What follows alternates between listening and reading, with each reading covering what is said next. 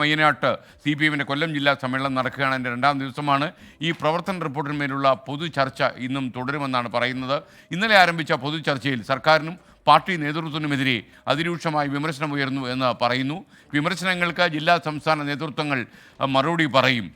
ശ്രീജിത്ത് മയ്യനാട് നിന്നും തത്സമയം ചേരുന്നു. ശ്രീജിത്ത്, ഗുഡ് മോർണിംഗ്, പറയൂ.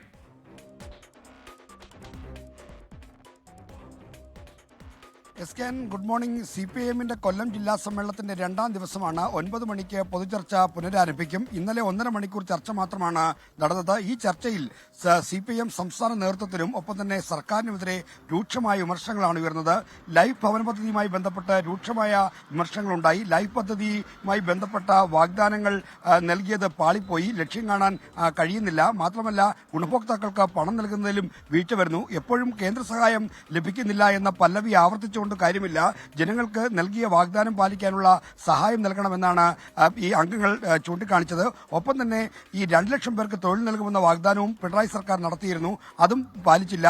ഒന്നാം പിണറായി സർക്കാരിനെ അപേക്ഷിച്ച് രണ്ടാം പിണറായി സർക്കാരിന്റെ പ്രവർത്തനം പരാജയമാണ് എന്ന വിമർശനവും ഉയർന്നു. ഒപ്പം തന്നെ CPM സംസ്ഥാന നേതാക്കളായ EP ജയരാജൻ, AK ബാലൻ തുടങ്ങിയവർക്കെതിരെയും വിമർശനമുണ്ടായി. AK ബാലൻ ലോക്സഭാ തെരഞ്ഞെടുപ്പ് കാലത്ത് നടത്തിയ പെരിച്ചാഴി പരാമർശത്തിന്റെ പേരിലാണ് അദ്ദേഹത്തിന് വിമർശനമുണ്ടായത്.